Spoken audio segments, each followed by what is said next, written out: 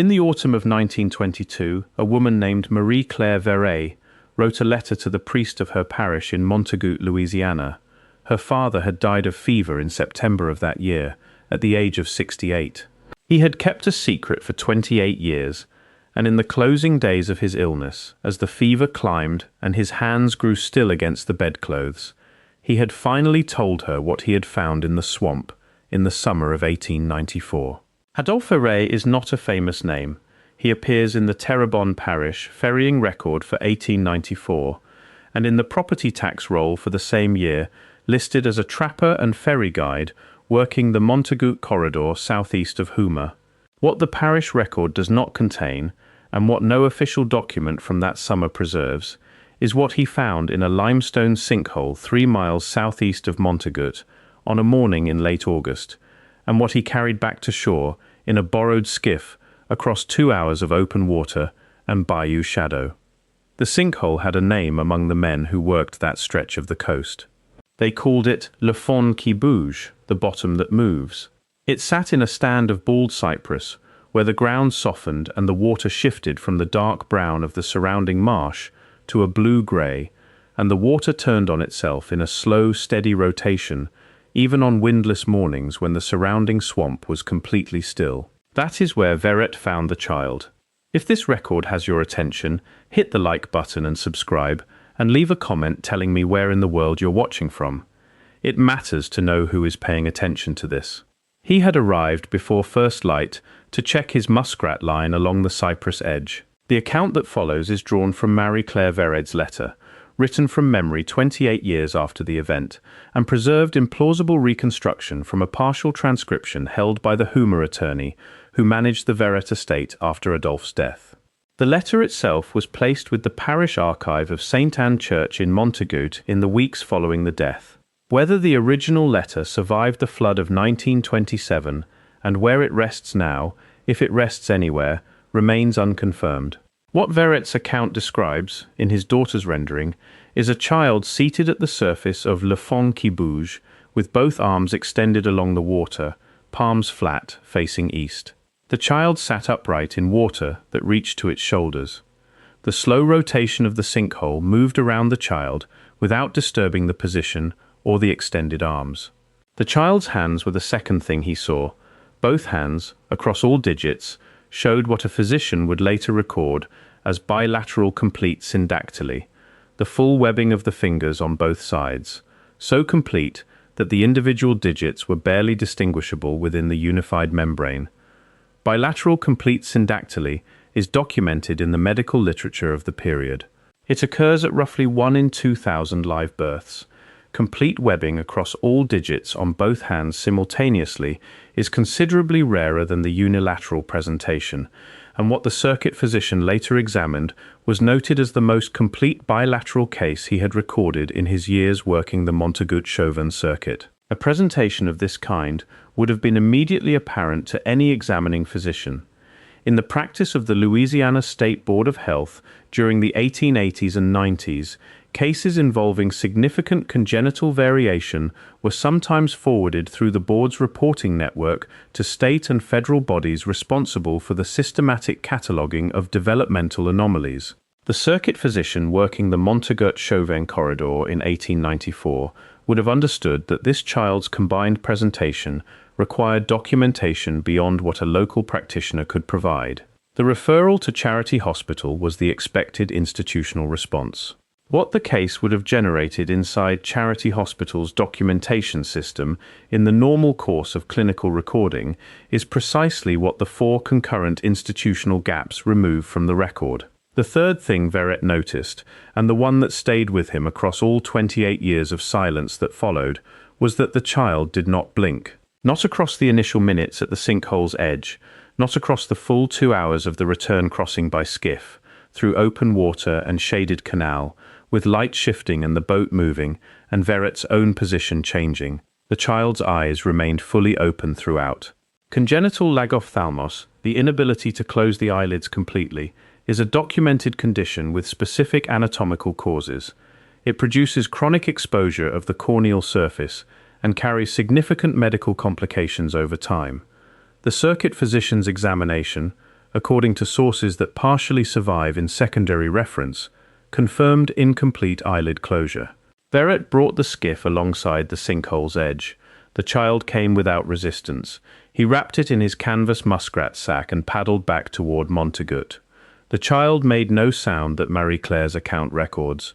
No crying, no words, no noise of any kind across the 2 hours of the return. It watched Verret without looking away, without blinking, without variation in the direction or quality of its attention for the full duration of the crossing.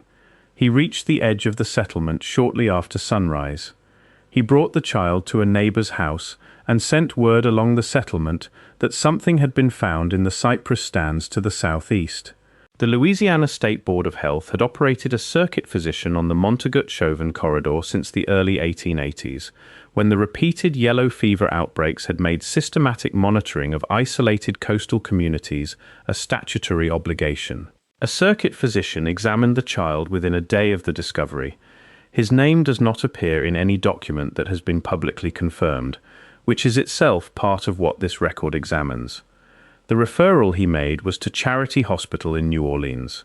Charity Hospital is the oldest public hospital in the American South, operating continuously since the mid-18th century.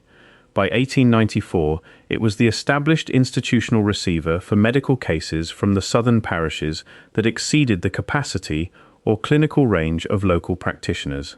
The referral from a circuit physician in Terrebonne Parish to Charity Hospital was the standard and correct procedural step for a case presenting the combination of conditions this child carried. The Houma Courier, the primary newspaper of Terrebonne Parish, published a notice on the 14th of September, 1894. It ran to 3 sentences. It stated that a child had been found near the waterways southeast of Montegut, that a physician had examined the child, and that the child had been conveyed to Charity Hospital in New Orleans for further attention. No names appeared in the notice. No description of the child's condition was included. The language was consistent with a routine public welfare transfer, the kind of brief civic notation the Courier ran regularly for cases of this kind. The notice for that date is preserved in the microfilm archive of the Houma Courier, held at the Nichols State University Library in Thibodaux. The notice is significant not only as a piece of surviving evidence, but as an indicator of what the full documentary footprint of this case should have contained. A child transferred from Terrebonne Parish to Charity Hospital in September of 1894 would, in the normal course of institutional procedure, have generated a circuit physician's case note, a quarterly report entry, a Board of Health referral log, a Charity Hospital admission record, a Charity Hospital case file, a clinical notes series, and, depending on the findings of the Charity Hospital evaluation, possible correspondence with the Bureau of Ethnology's New Orleans network if the case presented features of medical or anthropological interest. That is the standard documentary record of a case of this kind in 1894 Louisiana. What survives from outside the institutional chain is 3 sentences in a parish newspaper. The ratio between what that footprint should contain and what it does contain is the measure of what was removed. What the record does not contain is any trace of what occurred after the child arrived at Charity Hospital. The case archive for Charity Hospital in the period 1894 to 1897 is held in the Special Collections Library at Tulane University. Researchers who have examined that collection find index entries for the period September 14th through September 21st, 1894. The physical case files those index entries reference are not present in the collection. The files for the weeks immediately surrounding that period are present and intact. The surrounding materials show no water damage, fire damage, or physical disruption consistent with accidental loss. The index exists in full. The files it references do not. The admission log for Charity Hospital's September 1894 intake does not contain an entry for a child transferred from Terrebonne Parish. That is the first gap. The Louisiana State Board of Health maintained quarterly reports compiled from the circuit physician's case summaries and referral logs. The Board of Health collection is preserved at the Louisiana State Archives in Baton Rouge. The quarterly report for the September through November 1894 period from the Montegut-Chauvin corridor is not in the collection.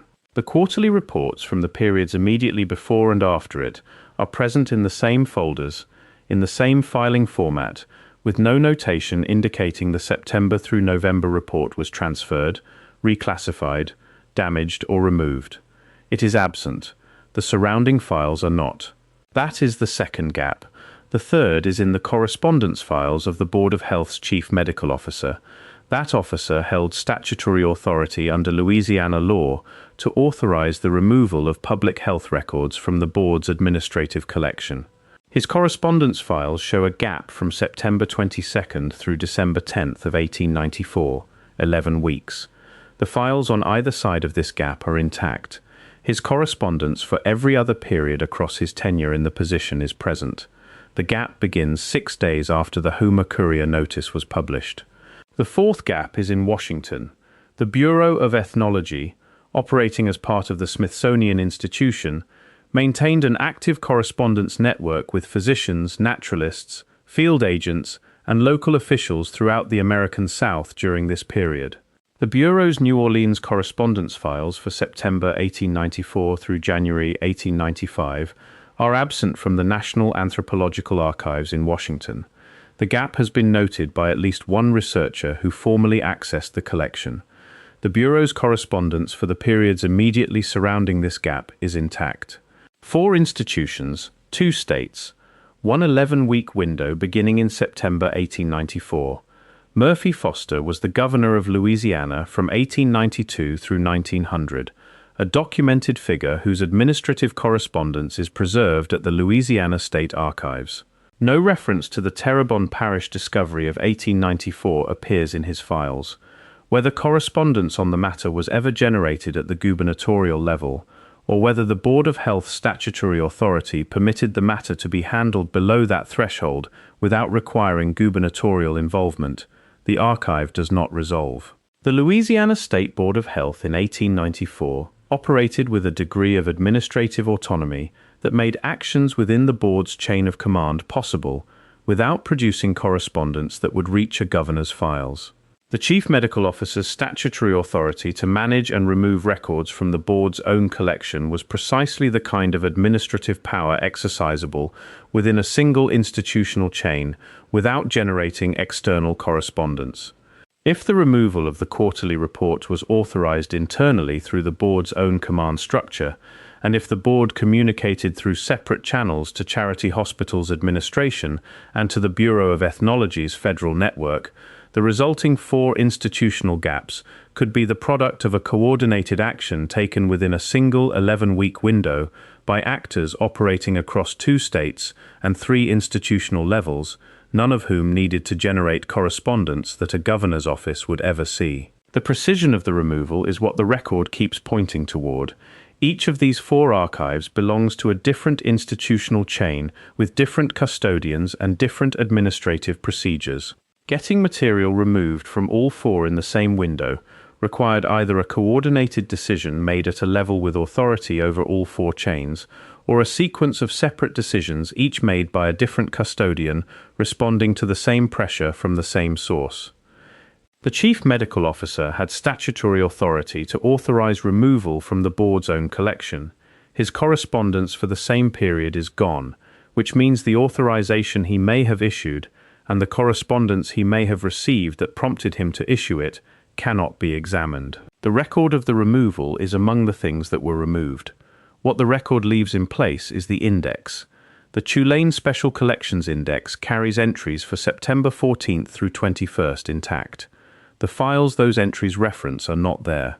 This is consistent with a removal that addressed the filing level without extending to the bound index volume, perhaps because removing entries from a bound index leaves a different and more visible kind of evidence than removing a folder from a filing cabinet.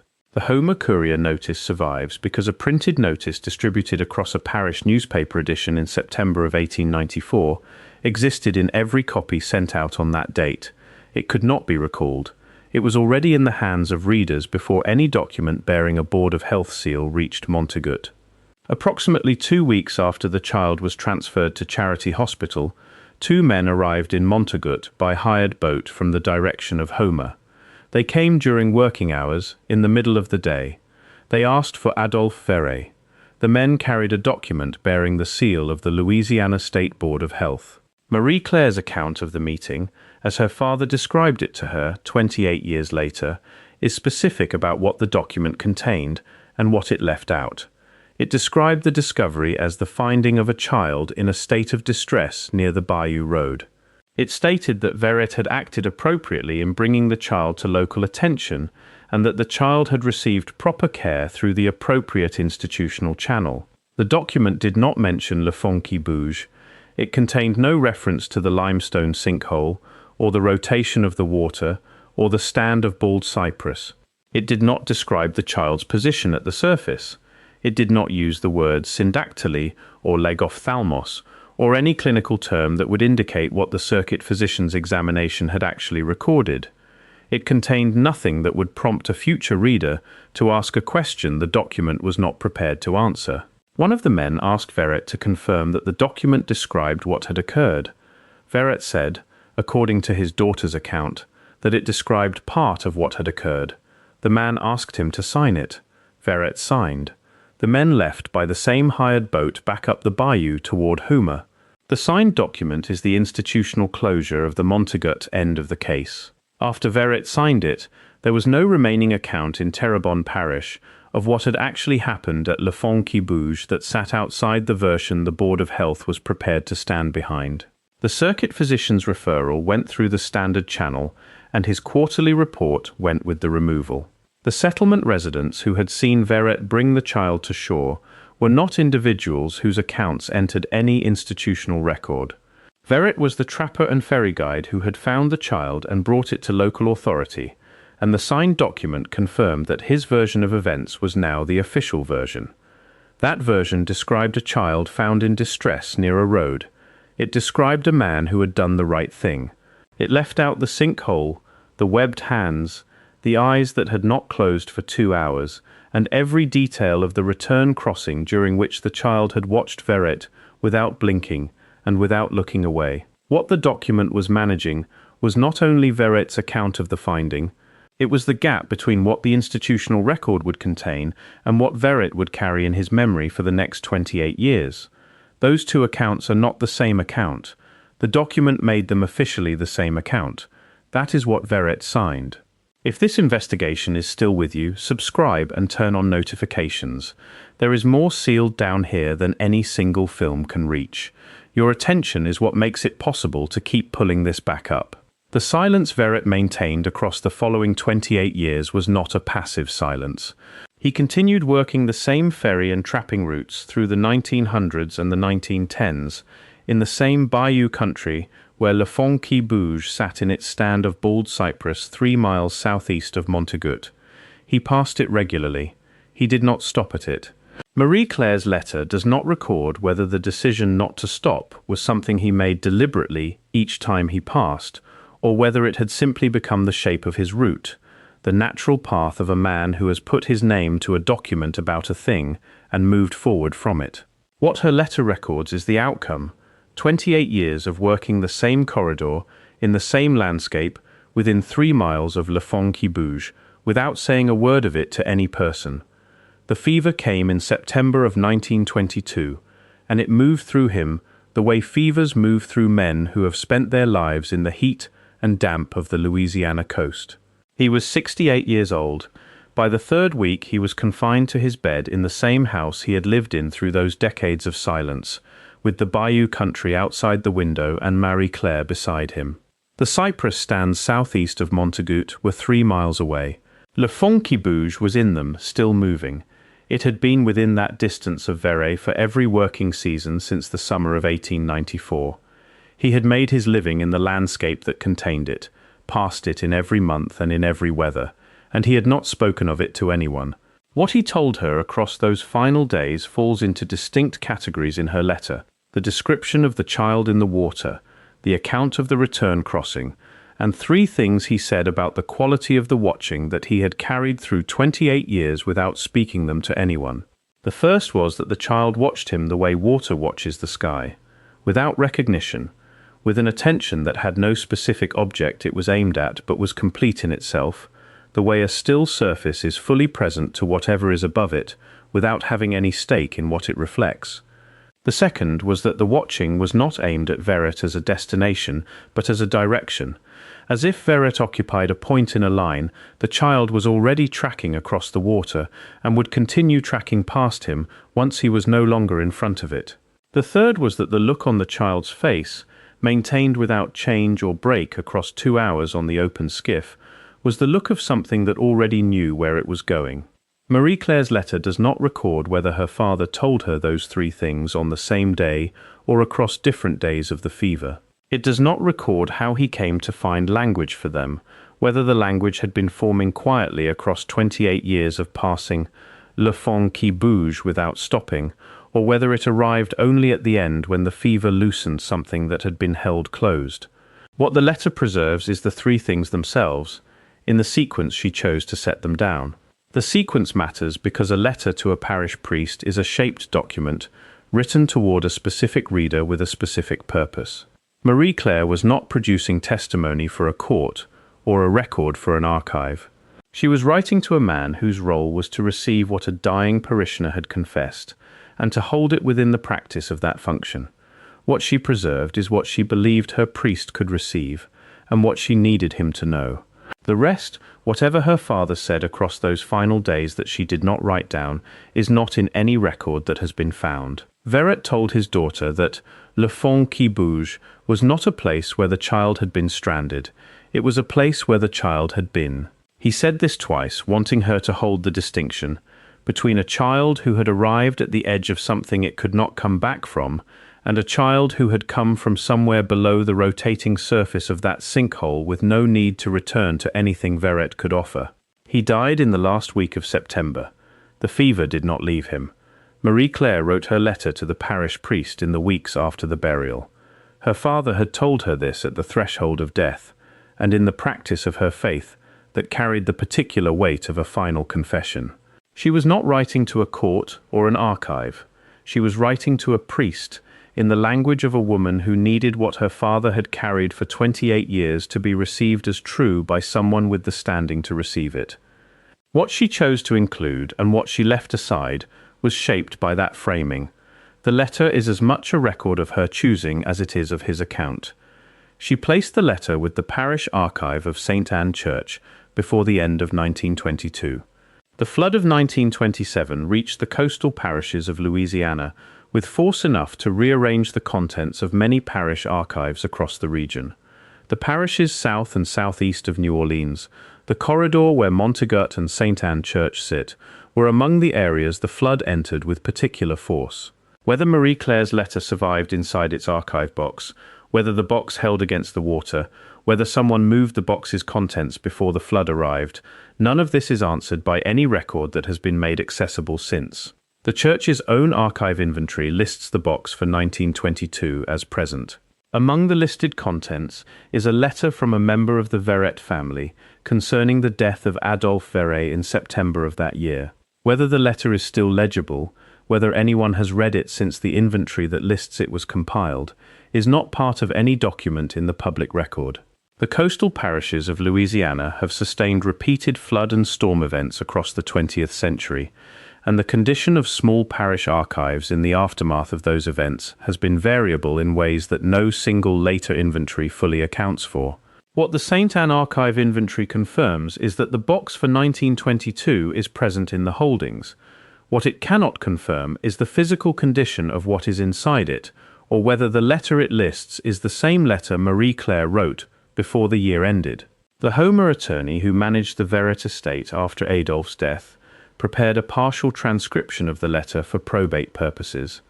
In legal practice of the period, when a personal letter formed part of a decedent's effects requiring formal inventory for estate settlement, transcription was standard. That transcription was held in the attorney's firm records in Houma. The firm operated through the middle decades of the 20th century. The fate of its archive after the hurricane season of 1947 is not confirmed by any publicly accessible record. The estate file index at the Terrebonne Parish Clerk of Court's office carries an entry for the transcription. The entry is present. The transcription it references is not in the file. A notation in the index reads, "Document removed for preservation." There is no date on the notation and no signature. The index entry is the surviving record of a document that is no longer where the index says it should be, and the explanation offered for its absence was written by someone who did not sign their name to the explanation. When the removal happened, who authorized it, and where the transcription went, are not answered by anything in the file. The notation itself is its own piece of evidence. An unsigned, undated entry in an estate file index reading document removed for preservation is the administrative minimum. It acknowledges that something was done without providing any information that would allow the action to be verified, traced, or reversed. It is the kind of notation that closes a line of inquiry by appearing to answer it. The transcription was removed, for preservation, by someone, at some point. That is all the notation says, and that is all it was required to say. In 2007, a researcher affiliated with the University of New Orleans filed a formal petition to the National Anthropological Archives seeking access to restricted correspondence files from the Bureau of Ethnology's New Orleans network for the period 1894 to 1895. The petition was returned without substantive response within 60 days, consistent with standard procedure for petitions that do not meet the threshold for restricted access review. That standard procedure does not require an explanation for the non-response, and none was given. A second petition was filed in 2011 by the same researcher, this time accompanied by documentation drawn from the Tulane Special Collections Index discrepancy, the Louisiana State Archives quarterly report gap, and the Board of Health Chief Medical Officer's correspondence gap. The documentation was assembled to establish that the concurrent nature of the 4 institutional absences constituted a pattern sufficient to meet the restricted access review threshold. The second petition was acknowledged by the National Anthropological Archives with a reference number. No substantive response has been received in any publicly accessible record. The researcher has since left academic employment. The reference number assigned to the second petition exists in the archive's own administrative record as evidence that the petition was received and logged. What that number references inside the restricted holdings, if it references anything at all, is not accessible without a substantive response, and no substantive response has come. The failure of both petitions to produce substantive engagement does not confirm that the Bureau of Ethnology's New Orleans correspondence from 1894 contains material relevant to the Verret case. It confirms that the access pathway for that question is closed. A closed door is not evidence of what is behind it. It is evidence that the door is closed and that the channels available for opening it have not opened it. Le fond qui bouge still exists. The United States Geological Survey topographic map for the Montegut quadrangle, published in 1958 and revised in 1976, marks a karst depression in the Cypress Stand 3 miles southeast of Montegut, consistent in location with the sinkhole described in the reconstructed Verret account. The 1976 revision adds a subsidence caution notation for the surrounding Cypress Stand. The depression's depth has never been formally recorded in any survey appearing in the public record. No request for depth sounding appears in the Department of Natural Resources file for that quadrangle. A geologist affiliated with Tulane University published a brief paper in 1995 in the Proceedings volume of a regional geology symposium examining the sinkhole's rotational surface current. The Proceedings volume had limited circulation. The paper attributes the rotation to a subsurface hydraulic connection, a subterranean channel drawing water through the base of the depression and returning it to the surface in the observed rotational pattern. The geologist described the hydraulic geometry as consistent with a karst formation of significant depth. The paper does not attempt to map the extent of the subterranean connection. No follow-up survey has appeared in any accessible publication. The geologist's finding makes le fond qui bouge, in geological terms, the surface expression of something larger and unmapped below it. What that depth is and how far the subterranean connection extends have not been determined by any survey in the public record. The rotation visible at the surface is the only observable evidence of the hydraulic geometry the 1995 paper describes, as consistent with significant depth.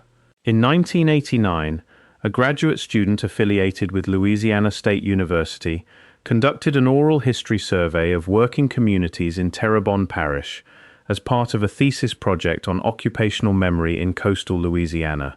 One respondent, identified in the survey notes only in encoded form, described le fond qui bouge when asked about notable landscape features of the southeastern corridor. The respondent's description, as transcribed in the survey notes, reads, "The water is always moving and always in the same direction, slow, like it knows where it is going." The survey notes are held in a private storage facility in Baton Rouge. The thesis was never completed. The distinction the accumulated record keeps presenting is the one between a lost record and a sealed record. Both produce gaps in the institutional trace of an event, but the evidence inside each kind of gap differs in kind. A lost record leaves the physical evidence of its loss: flood staining, fire damage, torn bindings, cataloging errors, transfer slips pointing toward destinations that cannot be traced. The material surrounding a lost record tends to show the conditions that produced the loss. A sealed record leaves the evidence of removal, an intact index with absent files, undisturbed surrounding materials in undamaged condition, no physical notation of transfer or reclassification, a quarterly report gone from its folder while the folders on either side remain intact, a case file series absent from a collection whose bound index lists it in full with no damage to the surrounding boxes that would explain the gap. The quarterly report for the Montegut-Chauvin corridor in the autumn of 1894 is missing from the Louisiana State Archives. The surrounding reports are in their folders. There is no notation. The Charity Hospital case files for September 14th through 21st, 1894 exist as index entries without physical files. The surrounding weeks are present and intact. The Board of Health Chief Medical Officer's correspondence shows 11 weeks of absence beginning the week the Houma Courier notice ran. His correspondence for every other period of his tenure is present. The Bureau of Ethnology's New Orleans correspondence shows a gap beginning September of 1894 and running through January of 1895. The surrounding correspondence is present: 4 gaps, 4 institutions, 1 window in the calendar. Each gap, examined alone, carries a plausible local explanation: an archival accident, a lost folder, a clerical lapse, flood damage from a year before any researcher arrived to look. But the 4 gaps do not sit in isolation. They sit at the same moment in the same case, beginning at the same point in the calendar and running through the same 11 weeks. When placed beside each other, they carry a different explanation, one that requires no invented fact to reach. It requires only the calendar and the record of what is present and what is not. Adolphe Verret is buried in the Montegut Parish Cemetery. His grave marker records his name, his birth year, and the year 1894, with a notation his daughter placed there. The notation does not explain itself. Marie-Claire Verret's letter is in the parish archive box for 1922 at St. Anne Church in Montegut, in a building on the Bayou corridor southeast of Houma, in a structure that stood through the flood of 1927. Whether the letter inside that box remains legible, whether the ink survived the years and the damp of the coastal Louisiana air, whether anyone has read it in the decades since the inventory that lists it was compiled, is not answered by any record that is publicly accessible. Le Fond qui Bouge is in the cypress stand 3 miles to the southeast. The water moves in the same slow rotation it moved in when Verret arrived before dawn in the summer of 1894.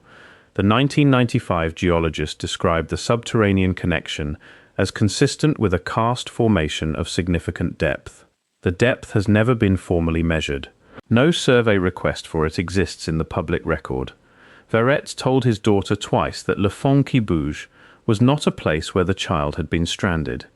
He said it twice because the distinction mattered to him: a child at the edge of something it could not return from, and a child in a place it had come from.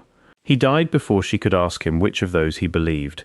His answer, if he had formed one across 28 years of passing the sinkhole without stopping, is not in any document that has survived with its content accessible.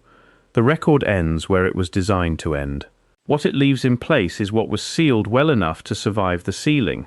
A 3-sentence notice in the Houma Courier for the 14th of September 1894, an index entry at the Terrebonne Parish Clerk of Court for a transcription that is no longer in the file, a topographic map with a karst depression marked and a subsidence caution added, a conference paper in a limited circulation proceedings volume describing a subterranean hydraulic connection of significant depth without mapping its extent, and a letter in a parish archive box in Montegut whose legibility no current record confirms and whose contents have not been publicly described since the inventory that lists it was made. The water at Le Fond qui Bouge moves in the same direction it has always moved. Slow, the 1989 respondent said, like it knows where it is going. Thank you for staying with this until the end. If what you heard here stayed with you, the other films on your screen continue the record. Subscribe if you haven't, and I will see you in the next one.